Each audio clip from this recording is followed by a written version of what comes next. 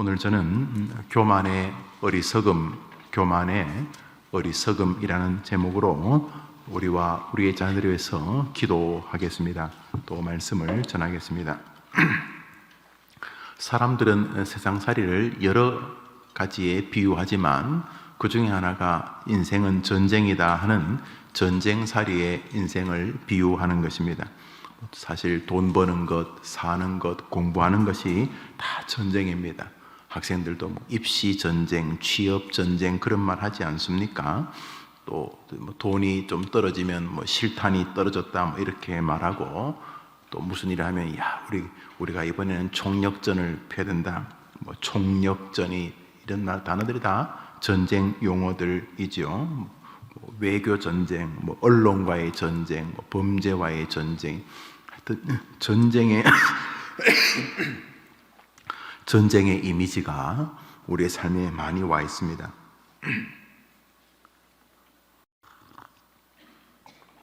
이 커피가 아니고 뜨거운 물입니다. 뜨거운 물.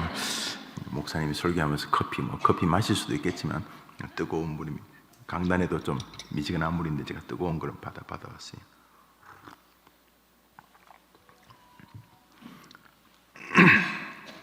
인생을 전쟁으로 비유하는 것은 이상한 일이 아닙니다.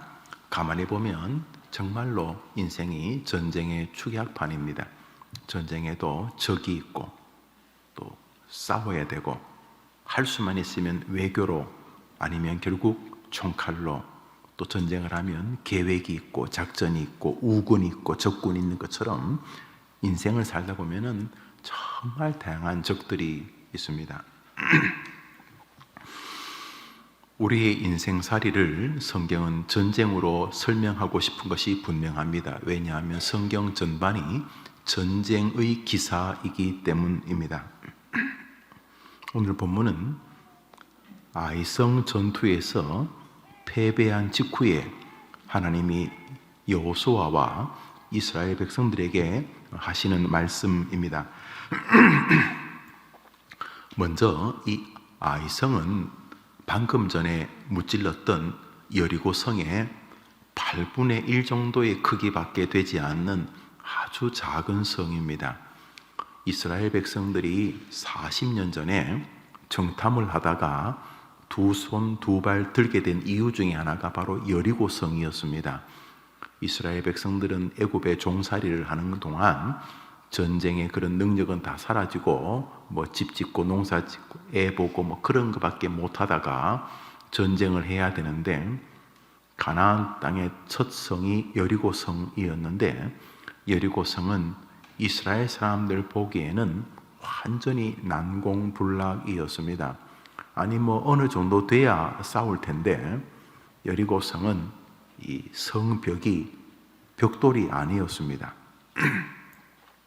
산에서 바위를 캐와서 길이 2m, 제 키가 180이 안 되는데 저보다 더 긴 큰 바위 2m를 두 겹으로 쌓았기 때문에 벽 두께가 4m였습니다. 제가 알기로 대한민국 건물 가운데 벽 두께가 4m인 건물은 거의 없습니다. 공사비가 안 되어서 그렇긴 하겠지만 무슨 벽 두께를 4m까지 해야 될 필요가 없기 때문입니다. 그런데 그게 바위였기 때문에 이스라엘 백성들의 주된 무기였던 나무 작대기, 지팡이 가지고는 도저히 그 성을 무너뜨릴 수가 없었다고 생각을 한 것입니다. 그도 그럴 것이, 여리고 성을 정복해야지만 그 뒤에 가나안 땅으로 갈 수 있는데, 여리고 성 자체가 성벽으로 둘러싸여 있을 뿐만 아니라 그 안에 우물이 8개나 있었답니다. 그러니까 무슨 짓을 해도 식수의 부족함이 없었습니다. 그러니까 여리고 성은 세워진 이후에 단 한 번도 적에게 함락된 적이 없는 말 그대로 요새였습니다. 그래서 아시다시피 12명의 정탐꾼 가운데 10명이 포도 송이를 2명이 메고 오고 젖과 꿀이 흐르는 땅이라고 다 말한 다음에, 그러나 우리는 아낙 자손들을 볼 때에 여리고성을 지키던 사람들인데 그들은 키가 한 2m를 훨씬 다 넘었나 봅니다. 그들을 볼 때 우리는 메뚜기 같다 그러면서 두 손 두 발 다 들듭니다. 그 중에 하나가 바로 여리고성입니다. 여리고성을 보고 완전히 압도당한 것입니다. 야, 저거 못 이긴다. 저 여리고성에서 돌멩이만 하나 던져도 우리 100명은 죽을 거다. 우리 못 이긴다. 이러면서 여리고성의 그 웅장함 앞에 완전히 질렸던 것입니다. 그런데 아시지요? 40년 만에 그 12명 중에 한 명이었던 여호수아가 리더가 되어서 요단강을 건너와 여리고성 앞에 딱 섰습니다. 그때 하나님께서 여리고성을 묵묵히 돌라라고만, 여리고성을 묵묵히 도는 동안 여리고성이 무너졌다는 사실 여러분 잘 아실 것입니다. 여리고, 지금도 이스라엘 가면 여리고 땅을 개간하지 않았습니다. 정말 신기하더라고요. 그 괜히 비싼 땅인데 여리고 성이 있던 그 땅을 그대로 황토입니다. 땅이 황토인데 그대로 버려둡니다. 아주 내가 볼 때 몇만 평 돼 보이던데, 왜냐하면 성경에 여리고 성에 또 다른 건축을 하는 사람의 장자를 죽이겠다 성에 이렇게 되어 있어서 그런지 지금도 이스라엘의 여리고 성 터는 그냥 이렇게 넓은 황무지로 놔뒀더라고요. 수천 년이 지났는데도. 근데 그 여리고 성의 학자들의 말에 의하면 그 엄청난 바위들이 우리 상추에다가 올려놓으면 상추를 이렇게 오므리지 않습니까? 그런 것처럼 이 돌이 성 안으로 이렇게 다 무너져가지고 그저 성 안에 있는 사람들을 덮치는 방식으로 성을 멸망시켰다. 이제 그렇게 말하는 글을 본 적이 있습니다. 어느 쪽이든 간에 이스라엘이 이긴 것입니다. 여리고성에서 대승을 거두었으니 이스라엘 백성들은 자긍심 그 자체였습니다. 첫 번째 자긍심은 하나님의 백성이란 자긍심이죠. 야, 나 하나님 백성이야. 어디 까불고 있어. 나 하나님 백성이야. 이래 된 것입니다. 나라 전반에 승리가 도취되어 있었습니다. 자, 여리고성에서 불과 몇 킬로 떨어지지 않았습니다. 한 50리, 한 20, 한 2, 3킬로 떨어진 곳에 아이성이라고 있었습니다. 우리로 말하면 이제 수원쯤 된다 칩시다. 예를 들어서 서울은 정복하고 서울을 다 정복했기 때문에 수원에 있는 성은 수원성은 우선 벽돌로 짓지도 않았습니다. 이 아이성은 가시, 나무, 집 이런 거로 지었습니다. 바위로 지은 여리고성을 무너뜨린 이스라엘 사람들 입장에서는 아이성은 이거 장난거리입니다. 아이성의 대부분의 사람들은 노약자들이었습니다. 왜냐하면 여리고성을 지키겠다고 젊은 사람들은 다 차출되어 있어가지고 아이성에 남은 사람들은 어린아이, 젊은이 몇 명, 대부분 아낙네들, 노인들이었습니다. 그래서 장수 하나가 여호수아가 잔치하고 있을 때 와서 말합니다. 장군님, 무슨 일인가? 저 아이성 있지 않습니까? 우리가 다음에 정복할 성이지. 아이고, 장군님까지 갈 거 없습니다. 한 3,000명만 좀 내게 주시면은 그저 한나절 정리하고 오겠습니다. 이렇게 했습니다. 그래서 이 여호수아도 아이성에 대해서 이미 보고를 받았어요. 여리고성의 8분의 1. 백성들은 몇 명 되지도 않고 또 성은 그냥 지푸라기, 벽돌도 아니고 나무작대기 이런 거로 세운 성이어서 그래, 알겠네. 이렇게 보낸 것입니다. 갔다가 이스라엘이 작살이 납니다. 많은 사람이 죽고 그들이 피해서 여호수아 있는 데까지 오게 됩니다. 그때 여호수아가 본능적으로 축제가 끝났다는 것을 깨닫습니다. 그리고 어딘가 잘못되었다고 생각을 하게 된 것입니다. 그것은 바로 모든 그리스도인들을 망하게 하는 1차 원리 교만이 밀려온 것입니다. 목사가 망한다면 교만 때문이고 장로가 교인들에게 조롱을 받으면 교만 때문일 것입니다. 권사가 더 이상 사랑의 여인으로 존중받지 못한다면 그 또한 교만 때문입니다. 전도사 시절에 많은 사람들에게 사랑받던 교역자가 부교역자가 되고 부목사가 되고 담임 목사가 되면서 이상하게 느껴진다면 그것은 반드시 교만 때문입니다. 왜냐하면 교만은 패망의 선봉이기 때문입니다. 교만은 넘어집의 앞잡이이기 때문입니다. 배가 파선을 하면 꼭 제일 앞 선두에 선미에 교만이란 말이 써져 있다는 것입니다. 여튼간에 하나님의 백성이 하나님한테 찌그러지거나 망하게 된다면 그것은 아무리 좋게 말해도 교만 때문이라는 것입니다. 여리고성이라고 하는 엄청난 승리를 거두었지만은 그 성에 비하면 장난거리 비슷한 아이성 앞에서 이스라엘이 대패를 하게 된 이유는 교만 때문이었습니다. 여리고성을 무너뜨릴 대로 돌아가 보겠습니다. 여리고성을 무너뜨리기 직전에, 지금 아이성의 그 교만 떨기 전에, 여리고성을 무너뜨리기 전에 여리고성 앞에서의 자세입니다. 여호수아서 5장입니다. 읽읍시다. 시작. 여호와의 군대 장관이 여호수아에게 이르되 내 발에서 신을 벗으라. 내가 선 곳은 거룩하니라. 여호수아가 그대로 행하니라. 하나님이 천사를 보내어서 자, 내가 말한다, 예를 갖춰라, 이런 뜻입니다. 이 신발을 벗는다는 것은 종의 표현이니까 그저 겸손한 거죠. 어제도 보니까 저게 노회를 하는데 우리 여성도님 한 분이 꽃을 달아준다고 이렇게 다른 목사님들은 다 신발 신고 저 1층 예배당에 올라가 있는데 그 집사님만 막 신발 벗고 올라.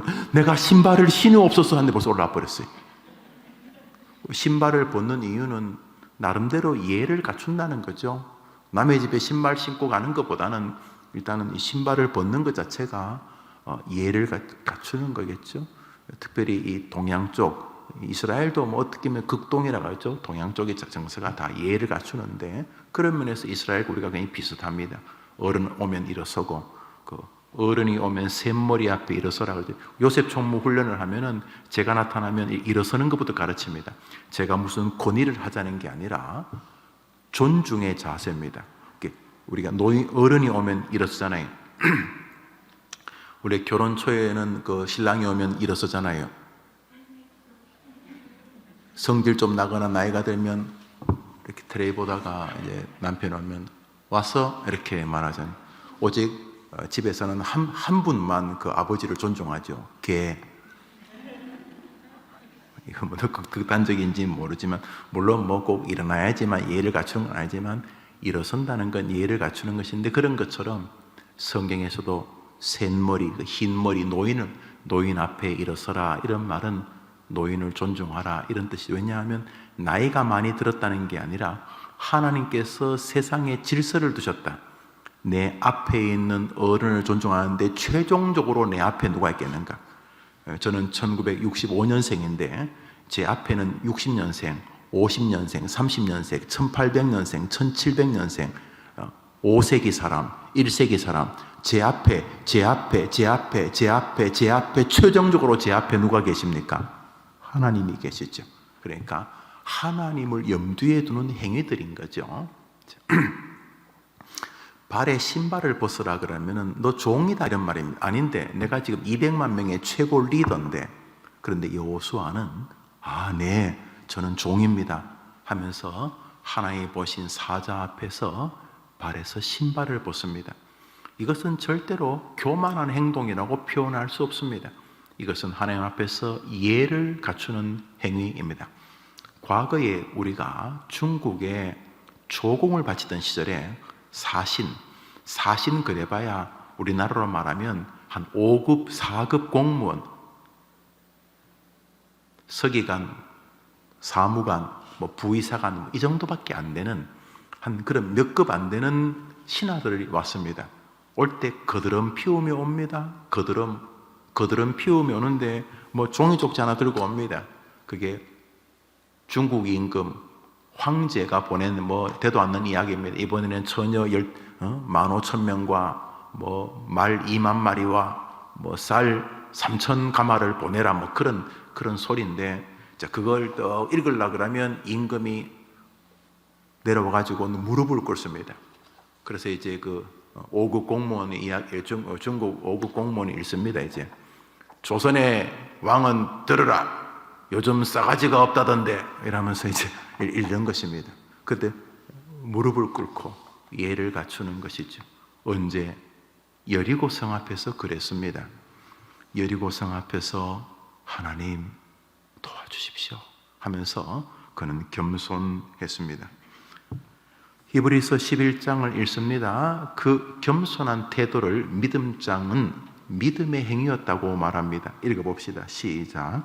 믿음으로 7일 동안 여리고를 두루 다니며, 그러니까 이 발에서 신발을 벗고 하나님 앞에 겸손하고 하는 이런 태도들을 히브리서 11장을 믿음장이라고 부르잖아요.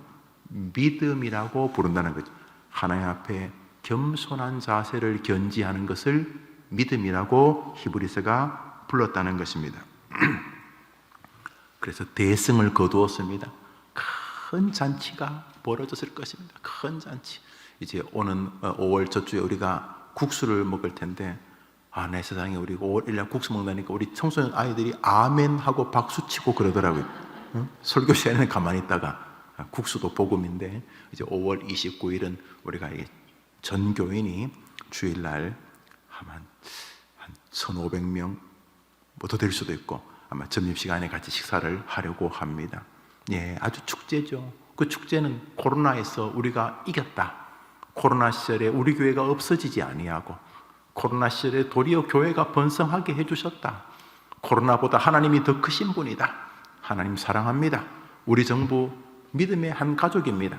천국에서 다 같이 만날 사람들입니다. 이런 축제의 기쁨을 이제 나누겠다는 것이죠. 특별히 장기 결사하신 분이나 오랫동안 예수를 몰랐던 분들을 초청하는 시간을 겸해서 이제 그러겠다는 거죠. 그러겠다. 축제가 벌어졌습니다. 축제는 겸손과 믿음의 행위였다고 히브리서가 말하죠. 리더인 여호수아부터 겸손하고 하나님은 그 겸손을 믿음이라고 인정해 주셨습니다.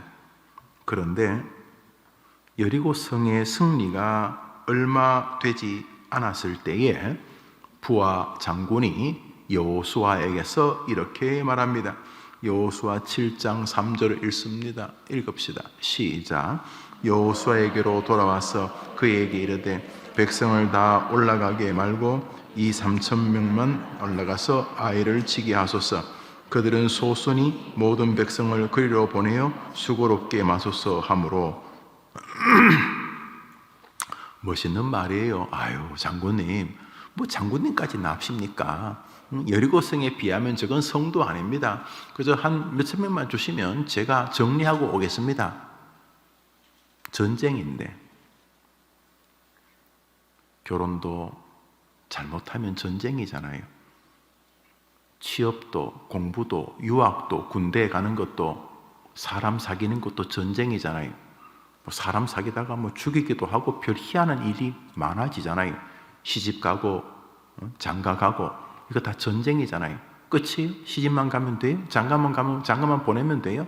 그 다음부터 걔네들 인생이 전쟁이잖아요. 저거들끼리도 전쟁일 것이고, 자식 키우는 것도 전쟁일 것이고, 먹고 사는 것도 전쟁일 것이고, 아파트값 오르고 내리는 것도 전쟁일 것이고, 월세, 전세, 집 사고, 청약 받고 다 전쟁이잖아요. 다 전쟁. 근데 그냥 하면 돼요? 그냥 하면 되냐고요? 하면 안 되죠. 그런데 그냥 해버렸어요. 아마 그 전쟁 별거 아니라고 생각한 것 같아요. 아니에요. 인생은요, 엄청난 전쟁 때문에 망할 수도 있지만요, 전쟁 같지도 않은 전쟁 때문에 가정이 쑥대밭이 되고 인생이 완전히 황폐해지게 되는 것이죠. 보십시오. 여리고성에 비하면 이거는 성도 아니고, 여리고성이 성이라면 저건 계집 같은데, 멍멍이 사는 계집 같은데 거기서 대패합니다. 이스라엘 사람들이 많이 죽습니다. 왜 그랬습니까? 수고롭게 마소서 함으로, 그 뒷구절 읽지 않았으면 여호수아가 그래라 그럽니다. 가는 놈도 기도도 없고, 가는 놈도 하나님에 대한 뜻이 뭔지도 모르고, 하나님이 뭐라고 말씀하시고 하나님이 거기 무슨 계획이 있는지 관심 없고 그냥 이긴 것에 도취되어 있습니다. 이 정도 학벌이면 안 되겠나? 안 됩니다. 그 학벌 때문에 곧 감옥 갑니다. 내가 이 정도 배경 안 됩니다. 그 배경 때문에 곧 사기꾼 됩니다. 감옥 갑니다. 아직 모릅니다. 그런데 이 친구들이 여리고성에서 이긴 것에 도취되어서 기도도 하나님의 뜻도 하나도 없습니다. 지금 저 구절에는 하나님이 원하는지 하나님이 원하지 않는지, 뭐라고 설교하셨는지, 성경은 뭐라고 말하는지, 하나님이 여호수아를 통해서 뭐라고 말씀하셨는지 아무것도 없습니다. 그들에게 있는 것은 오직 승리의 도취입니다. 자기들이 가지고 있는 역량에 딱 근거해서 우리가 여리고성도 이겼으니, 진짜예요? 여리고성에서 자기가 이겼어요? 한번 따라합시다. 여리고성의 전투는 이스라엘이 이긴 것이 아니고 하나님이 이기게 해주셨다. 맞습니까? 그런데 착각했어요. 제가 뭐 한 것처럼, 자기가 뭐 한 것처럼 착각을 했어요. 그래서 그 착각이 기본이 되어서 그 착각에서 서서 그 착각을 딛고 이 정도 이겼으니 우리 200만 명 다 갈 필요 없습니다. 그때 여리고성은 200만 명이 다 기도의 전투, 여리고성을 도는 전투였지만 200만 명까지 한 만 명, 만 명도 한 3천 명? 그거 할머니, 아줌마, 애들밖에 없어요. 그거 별것 아닙니다. 그들은 별것 아니라는 결론에 섰습니다. 교회 생활 해보면은 초신자들에겐 별로 없는 독특한 신앙관이 목사, 장로, 집사, 권사들에게 좀 나타납니다. 저는 이 나이까지 교회를 다녀봤으니 제가 바보가 아닌 이상 교회 교인들을 지켜보지 않았겠습니까? 평신도에서도 지켜봤고, 목회자로도 지켜봤고, 전도사로도 지켜봤고, 부목사로도 지켜봤고, 담임 목사로도 19년째 지켜보지 않습니까? 그래서 답이 정확합니다. 교만한 사람은 하나님이 꺾으십니다. 만일 안 그러면 하나님이 거짓말한 것이니까 그건 무조건 정답입니다. 그래서 저 스스로에게도 계속 되뇌이는 것이 교만의 끝에 관한 것입니다. 해림교회도 담임 목사가 교만하면 거의 끝나지 않겠습니까? 그렇겠죠? 여러분도 마찬가지, 여러분 가정도 마찬가지고, 여러분이 오늘 기도해 줄 아이들도 마찬가지입니다. 교만은 패망의 선봉입니다. 다시 말해, 망하게 되면 그 첫 번째 이유가, 첫 번째 선봉이 교만 때문이라는 것입니다. 초신자에게는 없던 사람을 대하는 태도가 집사님이 되고 권사님이 되면서 생긴다면 그것은 믿음의 성숙이 아니고 망하기 시작한 것입니다. 집사님이 때는 없던 것이 장로님 되었을 때 이상한 말투가 나온다. 망하기 시작한 것입니다. 아니, 망한지도 모르겠습니다.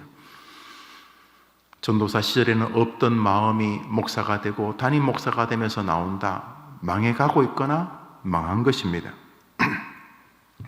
여리고성 앞에서 승리를 겪었던 그들은 이상한 마음이 그들을 붙잡았습니다.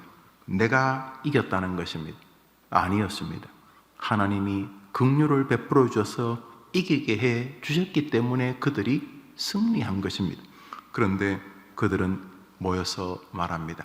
장군님, 별로 올라갈 필요 없어요. 별것 아니에요. 별것 아니긴요. 헤롯은 벌레, 충이 먹어 죽었는데 벌레 한 마리 별것 아니죠? 아니요. 그 별것 없는 한 마리 그리고 임금을 죽여버리는 게 하나님이십니다. 그 별것 아닌 게 아닌데, 그래서 백성들이, 장군들이 여호수아 장군님 별것 아닙니다. 그랬더니 여호수아도 별것 아니다 그랬습니다. 얼마 후에 소식이 그때도 여호수아의 한 손에는 포도주가, 한 손에는 뜯다 남은 칠면조가 있지 않겠습니까? 뜯어 먹으면서 마시면서 그래 그러고 있을 때였습니다. 여호수아서 7장 5절입니다. 읽읍시다. 시작. 아이 사람이 그들의 36인쯤 죽이고 성 앞에서부터 스바림까지 쫓아와서 내려가는 비탈에 쳤으므로 백성의 마음이 녹아 물같이 된지라. 갔다가 제일 앞에 있는 장군, 부장군, 부부장군 30여 명이 즉사했습니다. 리더가 죽으니까 혼비백산된 것입니다.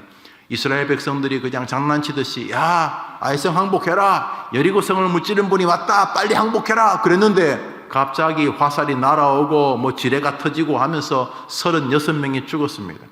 그리고 나서 물밀듯이 아이성에서 어린 아이들, 노인들, 여인들이 나오면서 돌을 던지고 화염병을 던지고 하는데 이스라엘이 혼비백산했습니다. 대패하고 말았습니다. 이스라엘 백성도 여호수아도 교만했던 것입니다. 그래서 그들은 무너지고 말았습니다. 잠언서 16장 18절입니다. 읽읍시다. 시작. 교만은 오늘 우리가 우리 아이들에게 기도해 줘야 될 주제는 명백합니다. 여러분이 잘 못 바꾸실 겁니다. 아이들이 조금만 평균보다 부족하다 싶으면 열등감에 빠질 건데 그것도 교만이거든요. 교만과 열등감이 형제입니다. 열등감은 하나님이 자기를 주관하신다고 믿지 않는 것의 발로기 때문입니다. 교만도 마찬가지입니다. 하나님이 자기에게 은혜를 베푸셨다고 믿지 않기 때문에 교만한 것입니다. 만사가 그렇습니다. 특별히 제일 우스운 게 영적으로 교만한 것입니다. 내가 말이지 방언을 하느니 뭘 어쩌느니 내가 교회 생활을 했느니 은혜를 받았느니 이런 그거요. 내가 잘난 게 아니고 하나님이 은혜를 베푸신 결과인 것입니다. 그런데 그게 마치 내게 자가 발전된 것처럼 내가 너희들보다 영적인 수준이 뛰어나다는 것은 그때부터 이미 망한 것입니다. 성경이 말하죠. 교만은 패망하는 것의 시작이다. 거만함은 넘어짐의 이유다. 여러분에게 하는 설교고 저에게 하는 설교지만 오늘은 여러분 자녀들을 위해 기도하는 것입니다. 하나님, 우리 아이가 교만의 무서움을 알게 해주시기를 원합니다. 하나님, 우리 아이가 부디 저 구절이 진리인 것을 알게 해주시기를 바랍니다. 여러분, 길게 설명할 거 없어요.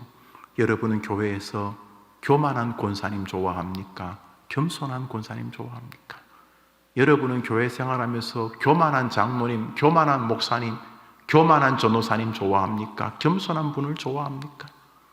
여러분은 일가친척 가운데 교만한 친척을 좋아합니까? 겸손한 친척을 좋아합니까? 놀랍게도 여리고 이 전투에서 겸손과 교만이 승패를 좌우하였습니다. 그런 면에서 믿음은 겸손과 동의어이고 불신앙은 교만과 같은 말이라는 것을 알 수가 있습니다. 잠언서 18장 12절을 읽겠습니다. 시작. 사람의 마음의 교만은 겸손은 이제 여러분들이 기도해 줘야 할 것입니다. 지금 여러분이 말해서 안 들을지는 모릅니다. 자식한테 이 녀석아 교만하면 박살난다. 아무리 말해도 안 들을지 모릅니다. 괜찮습니다. 여러분이 오늘 어머니 기도에서 기도하면 역사하실 줄 믿으면 아멘 해 보십시오. 여러분이 기도하는 거예요. 여러분 자식을 믿지 말고 자식을 주무르고 통제하실 하나님을 믿고 기도하는 것입니다. 우리 시대가 대부분 다 교만한 말투, 교만한 눈빛, 교만한 제스처, 교만한 순발력으로 사는 시대이기 때문에 만일 여러분의 아이들이 기도해서 겸손을 존귀하게 여긴다면 하나님은 여러분의 아이들에게 하나님의 거룩한 힘을 부어주실 것입니다. 왜요? 성경이 뭐라고 그랬습니까? 겸손은 존귀의 시작이다. 앞잡이다. 겸손은 존귀해지는 것의 출발점이다. 할렐루야. 우리 아이들을 위해 기도해 줍시다. 말씀을 맺으면서 오늘 우리는 이 제목으로 같이 기도하려고 합니다. 겸손은 예수님의 가장 두드러진 인품이요 성품이요 신적인 능력입니다. 그는 하늘의 보좌를 버리시고 이 땅에 기꺼이 겸손하게 내려오셔서 아버지가 말하는 것을 그대로 순종하셨습니다. 자기를 죽기까지 낮추셨습니다. 그는 겸손한 인생이었습니다. 그는 침뱉음과 야유를 다 받으셨습니다. 그는 겸손을 통해 존귀가 무엇인지를 우리에게 보여줬습니다. 그의 조롱과 그의 야유받음은 결국 그를 만왕의 왕의 자리에 세웠습니다. 예수님만 그런 게 아닙니다. 우리도 오늘 교만하면 여리고성이 은혜 가운데 무너진 것을 이해하지 못하는 여호수아처럼 교만하게 될 것입니다. 여호수아는 그제서야 들고 있던 포도주잔과 들고 있던 닭다리를 내려놓습니다. 그리고 그는 그제서야 온 백성과 함께 통회하고 통곡하게 됩니다. 그때 하나님께서 아간이라는 사람을 한 명 지명하십니다. 너희들의 모든 패배는 저 한 사람의 교만과 깊은 상관이 있다. 아닙니다. 사실은 아간만의 죄가 아니라 이스라엘 전반에 여리고성의 승리에 도취되었을 때 나타나는 전체적인 기운이 교만이었는데 그 대표 인물이 아간이라는 인물이었습니다. 아간은 하나님께서 여리고성을 파괴하고 어떤 것도 손에 가져오지 마라, 다 불태우고 내가 진노한다는 걸 증명하라 그랬는데, 이 아간이 금, 은, 우리로 말하면 좋은 옷, 그런 옷을, 샤넬 같은 그런 옷, 요즘 샤넬 옷 때문에 그 임금이란다. 왜 임금이 나오지? 대통령 부인이 막 시끄럽던데, 여튼간에 그런 비싼 옷을 한 두어 벌, 비싼 거, 평소는 도저히 만질 수 없는 옷을, 쉽게 말하면 자기 그 금고 안에 땅을 파서 이렇게 다 묻어뒀다는 것이죠. 하나님이 내가 진노한다, 상징적으로 내 백성들을 막는 너희들을 내가 진노한다는 하나님의 권위와 하나님의 사랑을 드러내는 시간이었는데, 아간이 그놈의 돈 때문에 교만해져 버렸습니다. 마가복음 4장을 읽겠습니다. 읽읍시다. 시작. 세상의 염려와 재리의 유혹과 기타 욕심이 들어와 말씀을 결실치 못하게 되는 자요. 이 아간이라는 사람이 이 재물에 대한 태도로 인하여 망하게 되는데, 이건 지난번에 한번 설교했어요. 물질이 악하다 이런 말은 동의할 수 없습니다. 가난한 자라면 더 선하고 부자는 악하다, 이것도 말이 안 되는 것입니다. 대신에 하나님과 재물을 동일선상에 세워서 하나님이 없어도 재물이 하나님을 대신할 것처럼 여기면 우상이 되기 때문에 하나님이 반드시 징계하신다는 거죠. 이미 그 마음 자체가 징계를 받은 것일 것이고, 그 삶 자체에 하나님이 물질의 주관자시기 때문에 분노를 쏟으시겠다는 거죠. 그런데 이 아간이라는 사람이 바로 하나님보다 재물이 훨씬 더 권위에 있었다, 이런 말입니다. 여호수아서 6장을 읽습니다. 읽읍시다. 시작. 이 성과 그 가운데 모든 물건은 여호와께 바치라. 너희는 바칠 물건을 스스로 삼가라. 너희가 그것을 바친 후에 그 바친 어느 것이든지 취하면 이스라엘 진으로 바침이 되어 화를 당케 할까 두려워하노라. 은금과 동철 기구들은 다 여호와께 구별된 것이 그것을 여호와의 곳간에 드릴지니라. 하나님께서 여리고성을 멸망시키고 존귀한 것들은 여호와의 성전에 헌물로 다 보관하라, 이렇게 말했습니다. 하나님께 드리라, 이런 뜻이었습니다. 그런데 아간과 그의 식솔들이 저것을 정면으로 거부하였습니다. 그래서 그는 망하였습니다. 왜냐하면 하나님의 부유하심을 못 믿었던 것입니다. 하나님이 내가 줄게 그랬는데 아간은 못 믿었습니다. 뭘 하나님이 줘요? 내가 알아서 할게요. 그러면서 길지도 않은 생에 평생에 영원토록 불쌍한 인물이 되고 말았습니다. 하나님께서 여리고성을 멸망시키시면서 내가 너희들을 먹일게 그러신 것입니다. 너는 나를 하나님으로 대접해라. 그 중에 하나가 그것에 손대지 마라. 그것은 여호와의 곳간에 드리라, 이렇게 말씀하셨는데 아간은 못 믿었습니다. 교만한 것이죠. 그래서 그는 자신을 위하여 금과 은과 신할산 외투를 싹 숨겨뒀습니다. 우리로 말하면 비싼 옷을 아주 수천만 원 수억하는 옷을 싹 막 금으로 아마 발라져 있지 않았나 생각을 합니다. 다 숨겨놨습니다. 그때 하나님께서 너는 네가 숨긴 옷가지와 금덩어리 몇 개가 하나님이구나 하며 진노를 표하신 것입니다. 하나님께서 이스라엘을 완전히 멸망시켜 버리겠다고 결심을 하자 비로소 여호수아가 어딘가 잘못되었다는 걸 깨닫고 절규합니다. 다시금 신발을 벗고 하나님 앞에 겸손합니다. 그제서야 하나님께서 아간을 지명하게 하십니다. 제비뽑기 방식으로 아간을 하나님께서 징계하십니다. 아간이 돌에 맞아 죽습니다. 아간의 아내 아간의 아이들까지 몰살당합니다. 비참한 죽음입니다. 그리고 나서 아이성을 정복하게 하셨습니다. 특히 이 물질, 돈에 대해서 우리 아이들이 끊임없이 교만해집니다. 아까 말했죠. 돈에 대한 지나친 염려도 교만입니다. 하나님을 안 믿는 것이죠. 하나님은 설교나 하고 성경 공부나 하는 교회에 계시고 먹고 사는 문제는 내가 이 땅에서 내 노력과 내 권모와 술수와 내 인맥과 나의 힘으로 된다 생각하는 거죠. 잘 되나요? 잘 안 되니까 낙심하죠. 낙심이 뭡니까?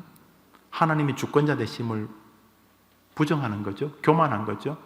뭐 할 수 있는데요, 당신이. 이거 아닙니까? 그래서 낙심, 침체, 열등감, 그죠? 또 반대로 또 이렇게 몇 푼 벌려지면 또 그것도 자기가 했다고. 그러니까 이도 저도 다 교만인 것입니다.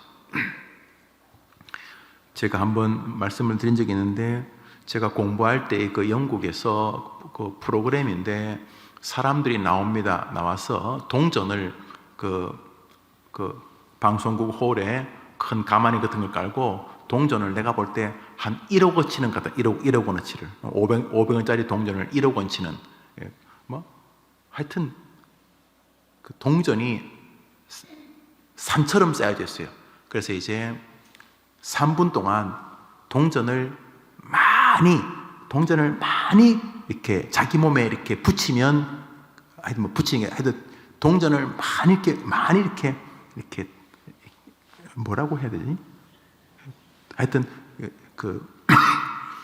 가방 같은 건 안 되고, 하여튼 자기 입었는 티셔츠 같은 옷을 똑같이 입고 이제 거기다가 하여튼 간에 동전을 가장 많이 이렇게 가지고 있다가 1초, 2초, 3초 땡 하고 이제 세어서 제일 많이 가진 사람에게 그 동전 액수와 또 상품을 주는 것입니다. 이야, 사람이 돈을 담을 수 있는 곳이 정말 여러 곳이 있더라고요. 여성들은 부끄러움도 없이 막 브래지 안으로도 집어넣고 막 동전이랑 양발 하여튼 희한하게 동전을 콱 했어요. 그리고 이제 그 사회자가 스톱 근데 돈이 막 흐릅니다. 줄줄줄 셉니다. 자, 또 다른 사람이 와서 흐르는 거 다 정리하고 3초 있어요. 3초 동안 하나, 둘, 어떤 사람은 막 갑자기 이 티셔츠가 터져가지고 쫙 내려오고 보지도 않고 웃어요. 진짜 웃겨요. 그래서 동전을 결국 다 그래서 다 이제 셉니다. 이제 다시 이제 그 보조하는 사람도 왔고 동전을 2개 1파운드 몇 파운드 10파운드 2000파운드 뭐 찾았어요. 여기 2210파운드, 여기는 1980파운드 1등. 제가 그거 보면서 그래 저것도 재미는 있는데 그런 생각합니다. 여러분, 우리가 한 줌 푹 쥐는 것보다 하나님의 손으로 한 번 푹 쥐어서 주시는 게 더 빠르지 않습니까? 별로예요?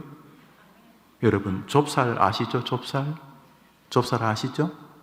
좁쌀 10번 구르면 얼만큼 갑니까? 하나, 둘, 셋, 넷, 다섯, 여섯, 일곱, 요만큼 가겠네? 호박 한 번 구르면 얼만큼 갑니까? 좁쌀 10번 구르는 것보다 호박 한 번 구르는 게 안 낫습니까?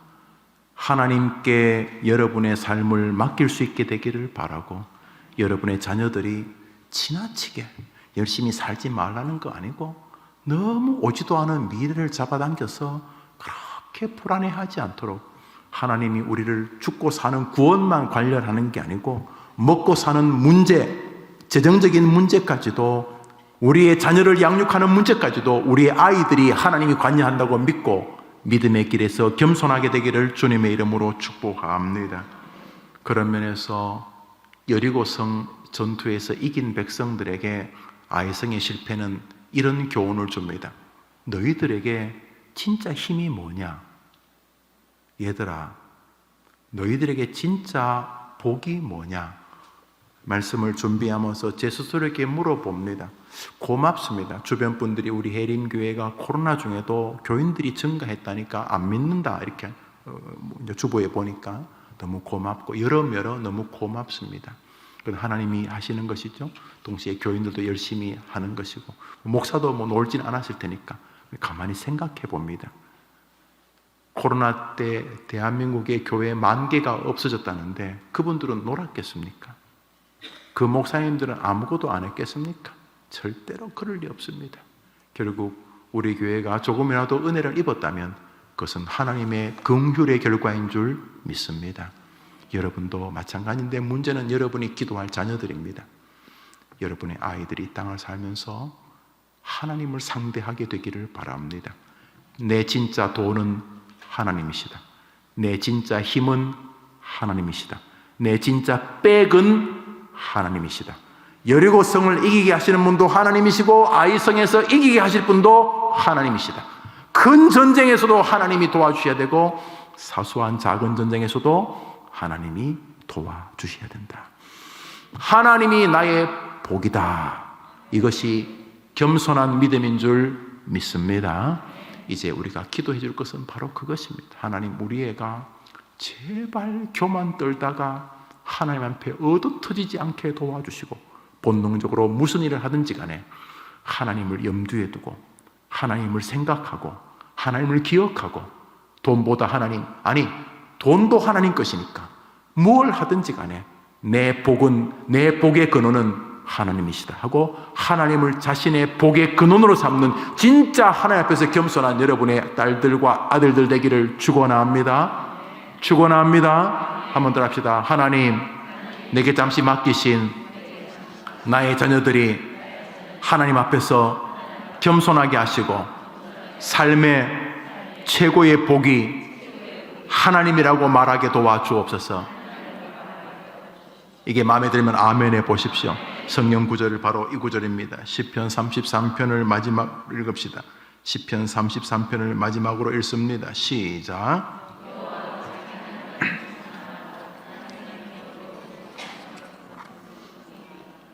여호와로 자기 하나님을 삼는 나라 곧 하나님의 기업으로 빼신바된 백성은 복이 있도다.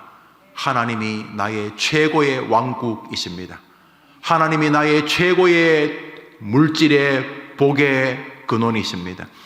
하나님이 모든 좋은 것을 주시는 전능자이십니다. 하나님이 나의 유산이요, 하나님이 나의 재산이요, 하나님이 나의 기업이십니다. 이렇게 고백하는 자녀들 되기를 축복합니다. 우리 한번 같이 기도합시다. 우리 첫 번째 기도 제목입니다. 첫 번째 기도 제목은 설교 제목 그대로입니다. 교만의 어리석음입니다. 하나님, 우리 아이가 먼저 하나님을 인정하지 않는다면 빨리 교만에서 벗어나서 전능하신 하나님께로 돌아오게 도와주시옵소서. 하나님 안 믿는 게 최고의 교만 아닙니까? 동시에 하나님, 우리 아이가 살면서 지나치게 낙심한다면 엄마 난 안 될 것 같아요, 나는 못할 것 같아요, 이렇게 말하는 것은 겸손이 아니고 하나님이 자기에게 베푸신 능력에 대한 신뢰와 하나님의 능력에 대한 의심에서 출발하는 거 아닙니까?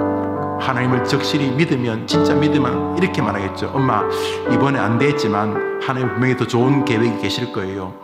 하나님께서 분명히 이번 시험 종류를 하게 하시거나 아니면 내게 더 놀라운 계획이 있으실 거예요. 하나님이 나를 만드셨으니까 절대로 나를 실패자로 쓰지 않으실 거예요. 이렇게 말할 수 있는 것이 바로 지혜요, 겸손인 것이죠.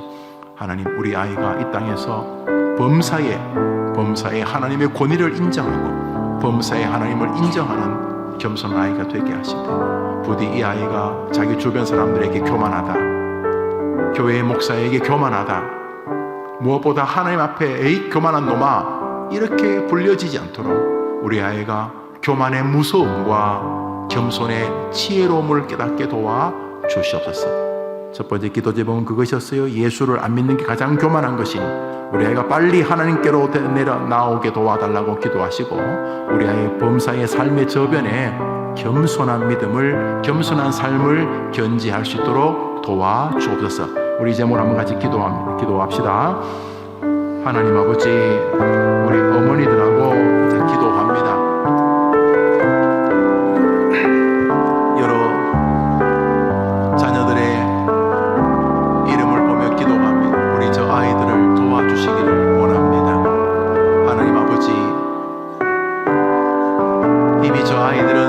복받은 아이들이 아닙니까? 자신의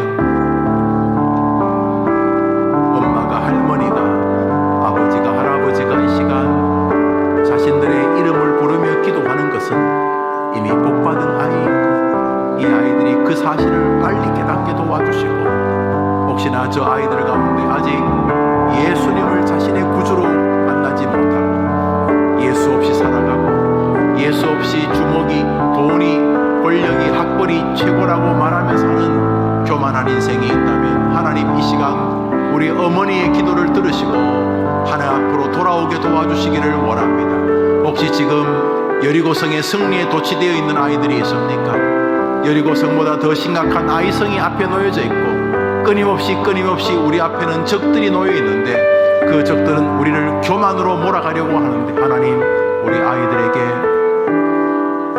예수 앞으로 돌아오는 겸손을, 그 겸손의 능력을 허락해 주시기를 원합니다. 엄마, 내가 하나님께로 돌아왔어요. 하나님이 아니면은 길이 없다는 것을 깨닫게 되었어요. 고백하게 하여 주시기를 원합니다. 특별히 우리 아이들 이 시간 기도하는 것은 인생살이에서 지나친 열등감도 교만이고 낙심도 교만이고 또 자기 자랑도 교만인 것을 기억하며 기도합니다. 하나님 아버지, 이스라엘을 망하게 된 것이 아간의 교만이었고 사실은 여호수아의 교만 때문이었어. 교만은 패망의 선부, 거만한 마음은 넘어짐의 앞잡이, 사람의 마음의 교만은 멸망의 선봉이, 겸손은 존귀의 앞잡이.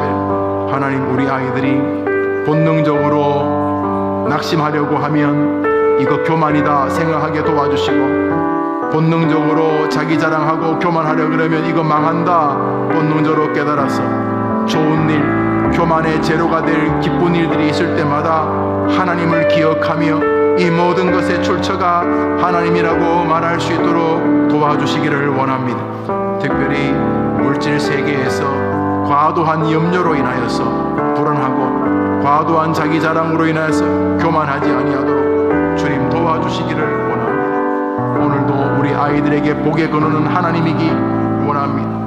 하나님을 자기 기업으로 자기 나라로 삼는 자는 복이 있다고 하셨사오니, 하나님 부디 우리 아이들이 하나님을 자신의 영광의 복의 근원으로 기억하며 하나님을 붙들게 하여 주시옵소서. 하나님을 의존하고 의지하게 도와주시옵소서.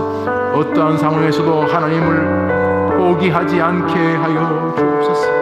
우리 어머니들이 기도하는 아이들 가운데 이제 초등학생인데 교만하고 이제 중학생, 고등학생, 대학생인데 교만하면 그 인생이 한동안 하나님 앞에 얻어맞을 것이 무조건 진실이니, 오늘도 자기가 있는 자리에서 좋은 일을 만날 때마다 감사하고, 좋은 일을 만날 때마다 기도하고, 좋은 일 만날 때마다 의지하게 도와주시옵소서. 우리 어머니들의 간구에 은혜 주시기를 원하오니 함께해 주시옵소서. 우리 한제모로도 기도하겠습니다. 우리가 한제모로도 기도할 것은 우리 아이들의 말입니다. 말. 하나님, 우리 아이들이 언어를 통해서 하나님 앞에 겸손한 복을 누리게 하시기를 원합니다. 지나친 불평이요 교만입니다. 왜냐하면 하나님이 이스라엘 백성을 광야에서 대부분 죽이신 이유가 그들의 불평 때문이었습니다. 과도한 불평은 교만입니다.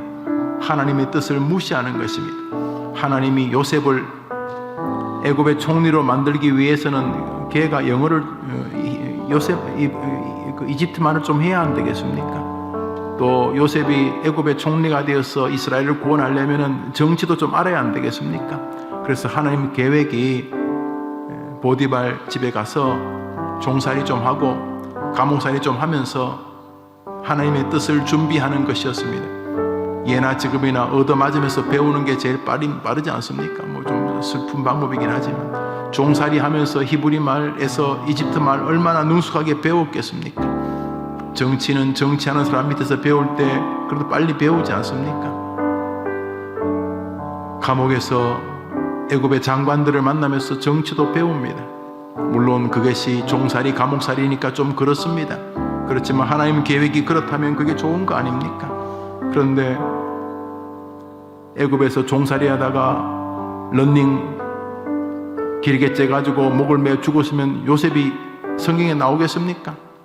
감옥살이 하면서 칼로 자기를 자해해서 목숨을 끊었으면 요셉이 창세기에 나오겠습니까?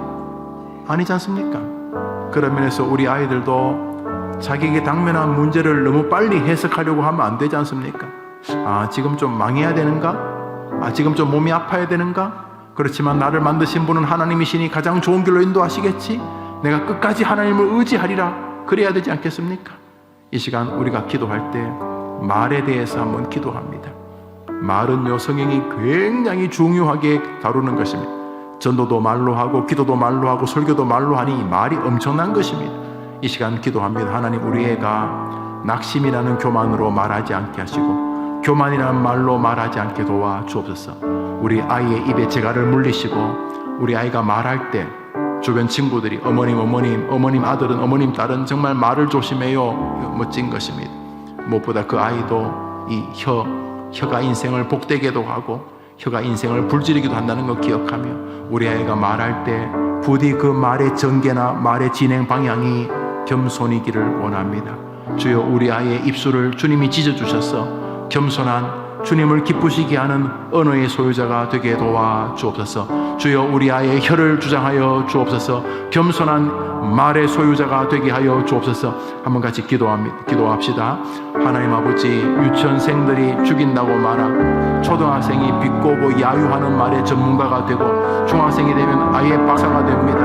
남을 비난하고 야유하고 남의 실수, 남을 부족한 것을 비판하고 비난하는 일에는 거의가 다 박사의 경지에 오른 대한민국이 되었습니다. 이 얼마나 엉뚱하고 슬픈 일인지 부디 우리 해림의 권속들, 특별히 어머니들의 기도 안에 있는 자녀들이 언어의 소중함을 기억하고 말로 교만하지 않게 하시고 말로 하나님을 슬프게 하지 않게 도와주옵시고 말로 겸손하고 말로 낮아지고 말로 하나님께 기도하고 말로 주님을 찬양하고 말로 주님을 전하고 말로 하나님을 기쁘시게 하는 겸손의 소유자가 되게 하여 주시옵소서. 하나님 아버지, 많은 아이들이 언어 때문에 망합니다. 자신이 뱉은 말 때문에 밤에 잠 못 이룹니다. 남에게 들은 말 때문에 잠 못 이룹니다. 우리는 말의 홍수 속에서 삽니다. 그러나 정작 마실 물이 없는 홍수 시절처럼 우리 시대의 말은 정말 들을 것이 없는 시절이 되었습니다. 주여, 우리 아이들이 그 언어의 소중함, 말의 소중함을 기억하도록 도와주옵소서. 하나님 앞에서, 사람 앞에서 그 언어 생활을 통해 하나님께 겸손한 사람으로 인정받도록 주님이 도와주시옵소서. 우리 한제모로도 기도합니다. 하나님, 우리 아이가 믿음 생활, 교회로 돌아오고 믿음 생활 잘하게 할 뿐만 아니라 언어의 아름다운 주의 백성이 되어서 말로 주님을 기쁘시게 하고 말로 하나님을 영화롭게 하고 또 말로 다른 사람을 복되게 하고 말로 인하여 자기의 신앙을 고백하는 겸손한 언어의 소유자가 되게 해달라는 기도와 더불어 이제 자녀들을 위해 오늘 설교의 마지막 기도 제목은 가장 겸손한 말은 복음 전파의 말입니다. 하나님 앞에 가장 겸손하면 시킨 대로 하지 않겠습니까? 그렇죠? 하나님이 시켰는데 목사가 시키는 것도 아니고 대통령이 시키는 것도 아니고 부모님이 시키는 것도 아니고 하나님이 시키는 것인데 하나님 앞에서 제일 겸손한 게 뭡니까? 시킨 대로 하는 거죠. 주님이 우리에게 뭐 시켰는데 땅끝까지 가서 뭐 하라고요? 복음을 증거하라. 그게 마지막 유언입니다. 결국 예수를 믿고 구원받은 제자들이 한 게 뭡니까? 베드로, 안드레, 야고보, 요한이 뭐 했습니까? 바울이 뭐 했습니까? 디모데가 뭐 했습니까? 길선조, 주길천, 언도우드, 아펜젤라가 뭐 했습니까? 그들 뭐 했습니까? 예수 믿고 복음을 전했습니다. 하나님, 우리 애가 직업이 비행기를 몰든 자동차를 몰든 의사든 무슨 또 공장을 하든 음식점을 하든 회사원이든 교사든 가정주부든 우리 아이가 무엇을 하든지 간에 우리 아이들이 서 있는 그곳에서 우리 예수님을 전하라는 주님의 명령 앞에 순종하는 아이가 되게 도와주시옵소서. 그러므로 전도는 가장 겸손한 행위입니다. 전도는 가장 정직한 순종입니다. 여러분, 누가 전도하라 그랬습니까? 우리 예수님이. 그러면 우리 예수님 앞에 가장 겸손한 게 뭡니까? 따르는 것이죠. 순종하는 거죠. 그래서 예수 믿는 사람들끼리 예수 이야기하는 게 전도죠. 그렇죠? 예수를 예수님 말하는 거죠. 예수님 너무 좋지. 그렇죠? 불신자에게 전도하는 거 전도죠. 예수 믿자고 말하는 거죠. 결국 복음을 증거하는 것이죠. 그게 겸손한 것입니다. 우리 아이들이 속히 내가 하나님 앞에 겸손해야 되겠다. 그게 뭐지? 하나님 앞에 겸손한 게 여러 가지지만 최종적으로 하나님께 겸손한 것은 복음을 증거하라는 주님의 지상 명령 유언을 순종하는 것이겠구나. 그렇죠. 아름답도다 복음을 전하는 자들의 발이여. 우리 아이들이 주여 이 땅에서 최고의 겸손 복음 전파자의 길에 우뚝 서게 도와 주시옵시고 빨리 이 사실을 깨닫게 도와 주옵소서. 전도가 진짜 겸손한 행위구나, 순종하는 것이니까. 그리고 연이어서 여러분의 개인적인 자녀들의 기도 제목으로 같이 기도합니다. 제가 타종할 때까지 기도합니다. 다 같이 기도합시다. 하나님 아버지 감사합니다. 오늘 자녀들이 교만하면 빠지게 될 무서운 위험에 대해서 기도 제목을 나누었습니다. 오늘 우리 어머니들의 기도가 간절하게 하옵소서. 하나님, 우리 애가 하나님과 사람 앞에 교만하면 안 되는 거 빨리 깨닫게 주시옵소서. 기도하는 어머니들의 기도를 응답해 주시옵소서. 하나님, 이 시간에는 우리 아이들이 언어 중에서도 최고의 언어, 순종 중에 최고의 순종, 부모의 말도 순종해야 될 것이고 교회의 말도 순종해야 될, 스승의 말도 순종해야 되겠지만 인간이 최고로 순종해야 될 분, 바로 예수 그리스도. 그 예수 그리스도의 주님의 명령에 정직하게 순종하는 아이들이 되게 도와주옵소서. 땅끝까지 가서 복음을 증거하라는 주님의 이 명령에 힘을 다하여 순종하는 우리 아이들, 우리 자녀들 되게 해 주옵소서. 몸이 아픈 아이들, 마음이 아픈 아이들, 시험, 진로, 결혼, 연애 때문에 괴로운 아이들, 가족 때문에 괴로운 아이들, 온갖 다양한 환경과 여건 속에서 괴로움을 가지고 있는 우리 아이들, 우리 어머님들이 기도하는 그 예민한 문제를 다 들어주옵소서. 군대 가 있습니다. 군대를 가려고 합니다. 연애를 합니다. 결혼하려고 합니다. 헤어졌습니다. 상처가 깊습니다. 하나님이여, 각 가정마다 기도 제목이 있지 않습니까? 우리 어머니들이 기도할 때 그 기도를 들어주시기를 원합니다. 오 하나님이여, 자비를 더해 주시옵소서. 우리 아이들을 위해 기도합니다. 능력 안에 서서 주님을 높이게 하옵소서. 보스턴 삼성전자 입사하게 되었습니다. 잘 감당하게 도와주옵소서. 현수 현진이가 부활의 신앙이죠. 주님 만나는 믿음의 길을 걸어가도록 도와주시옵소서. 만남의 복, 영적 복, 가정의 화목을 주시옵소서. 자녀들의 결혼, 대문이 윤정이 결혼을 감사합니다. 자녀가 주님을 사랑하는 마음, 늘 감사와 기쁨이 충만한 아이가 되게 도와주옵소서. 비정이 혜빈이에게 복된 만남의 복을 허락하여 주시옵소서. 각종 기도 제목을 가지고 기도합니다. 주님, 성도들의 기도를 들어주시고 아시지요? 하나님 아시지요? 저 어린 아이들을 위해 기도하는 우리 어머니들의 간구를 들으십시오. 아버지 도와주시기를 원합니다. 몸이 아픕니다. 인간관계가 아픕니다. 공부가 괴롭습니다. 건강이 어렵습니다. 몸도 아프지만은 마음이 아픕니다. 하나님, 가정에 어려움이 있습니다. 하나님, 학교에 어려움이 있습니다. 진로, 취업에 어려움, 군생활, 군대가 있습니다. 하나님 아버지, 병상에 누워 있습니다. 감옥에 가 있습니다. 하나님, 각 가정마다 기도 제목들이 있는데 우리 하나님, 우리 자녀들의 앞길을, 우리 어머니들의 기도를 들으시고 열어주시기를 원합니다. 하나님 아버지, 매주 화요일날 어머니들이 모여 기도할 때마다 이 기도가 감사와 은혜와 은총이 충만한 기도회가 되게 도와주옵소서. 화요 어머니 기도회에 기도하는 기도 제목을 우리 하나님 들어주실 줄 믿습니다. 주님이 역사해 주옵소서. 주님이 붙들어 주시옵소서. 주님이 은총을 내려 주시옵소서. 날마다 주님 앞에 겸손한 믿음을 우리 아이들이 기억하는 하나님과 사랑 앞에서 겸손하지 아니하면 은혜를 받을 수 없다는 마음을 가지고 겸손히 주님을 사랑하시다. 먼저 어머니가 그 모습을 보여야 되겠사오니 엄마가 먼저 그런 모습의 주역이 되게 하여 주시옵소서. 언제나 어디서나 주님을 경배하고 주님을 높이는 기도자들이 되게 하여 주시고 경배자들이 되게 하여 주옵시고 주님을 찬양하고 주님을 의지하게 도와주옵소서. 주님, 우리 어머니들의 간구에 기도를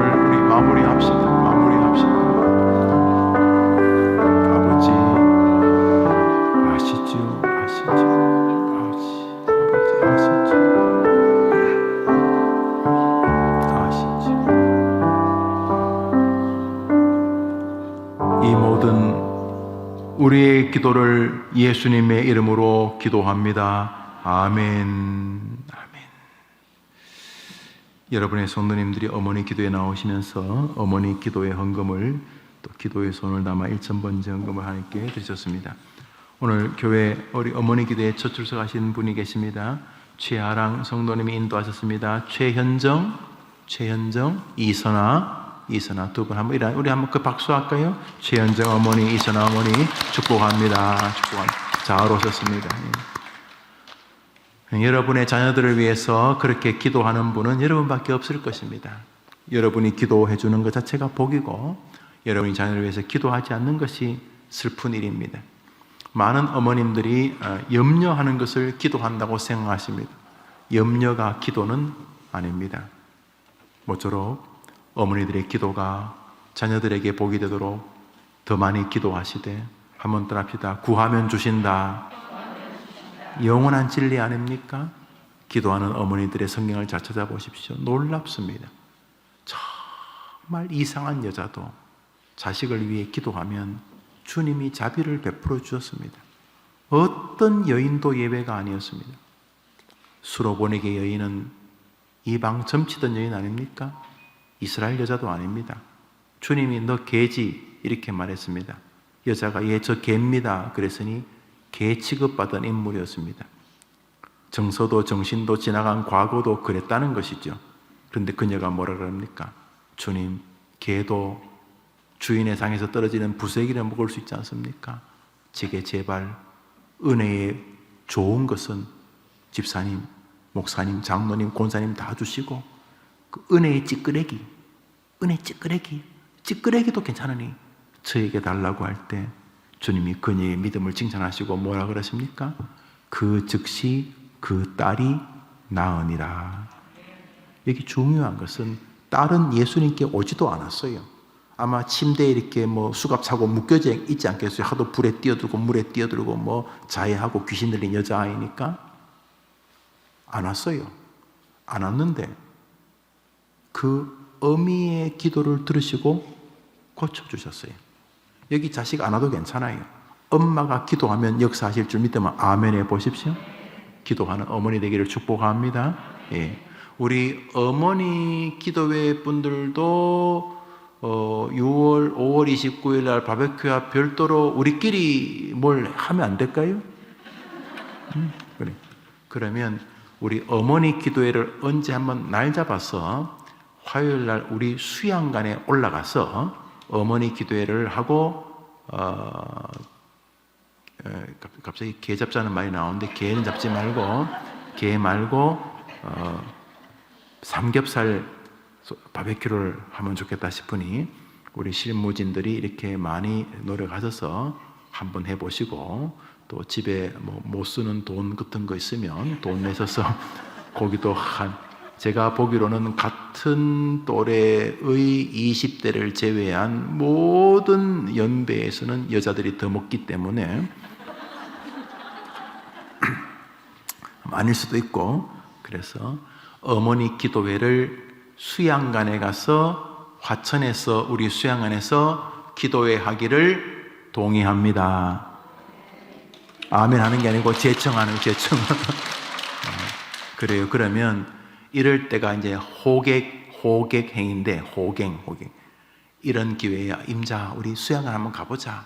그렇게 해서 수양관 가서 같이 기도하고 원래 기도원이라고 지었으니까 우리 수양관 가서 기도도 하고 그래서 날 좋을 때 어머니 기도회를 우리 수양관에서 하면 좋겠다. 그러기 위해서는 조금 일찍 출발해야지 되겠죠? 좋으십니까? 오케이, 그렇게 해봅시다. 자, 우리 구호하고 마치도록 합시다. 제가 30분에 우리 서문광 목사님하고 식사하기로 해서 여기서 마치겠습니다. 자, 나는 그렇죠. 여러분 자식을 위해 기도하는 것 자체가 행복이죠. 나는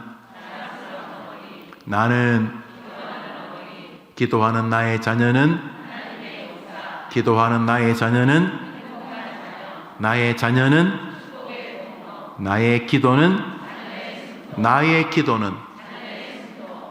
나의 기도는 화요일 오전은